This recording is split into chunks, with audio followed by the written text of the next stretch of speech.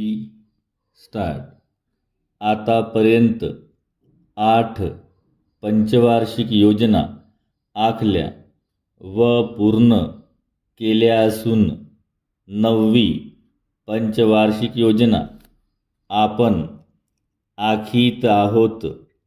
मला एक गोष्ट स्पष्टपणे मांडावयाची आहे की कोणत्याही योजनेत शेतीचा विकास हा मूळ उद्देश आपण मानलेला नाही. बिगर शेतीमालाच्या किमती वाढत आहेत, परंतु धान्योत्पादन वाढत नाही. ते वाढविण्यासाठी सरकारने पावले उचलणे आवश्यक आहे. महाराष्ट्र नेहमीच अन्नधान्याच्या दृष्टीने तुटीचा प्रांत राहिलेला आहे. ही तूट भरून काढावयाची झाली तर प्रयत्नपूर्वक धान्योत्पादन वाढविले पाहिजे.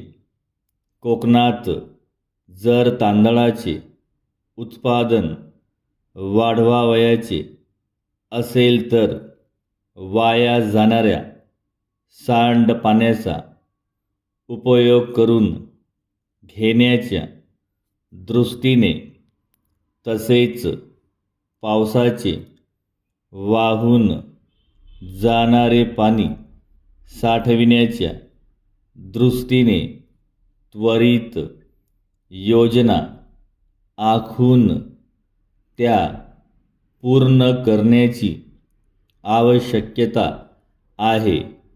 त्यामुळे भाताची एका वर्षात 2 पिके काढता येणार आहेत. आज कोकण भागात ऊसाची लागवड करण्याचे आणि ती वाढविण्याचे प्रयत्न सरकारतर्फे सुरू आहेत. वस्तुतः साखरेचे उत्पादन वाढविण्यापेक्षा जनतेस पुरेसा तांदूळ खावयास मिळाला पाहिजे, ही आपली दृष्टी असली पाहिजे. अन्नधान्याचे उत्पादन वाढविण्यावर आपण भर दिला पाहिजे. या गोष्टीकडे सभागृहाचे लक्ष वेधण्याकरिता मी हा ठराव आणला आहे. अनेक शेतकरी पैशाची पिके काढतात व या प्रवृत्तीबद्दल मी त्यांना दोष देणार नाही. शेतकरी पैशाची पिके का काढतात याचा विचार व्हावा. ती काढल्यामुळे शेतकऱ्यांचा जेवढा फायदा होतो तेवढा अन्नधान्यात होत नाही. पूर्णविराम.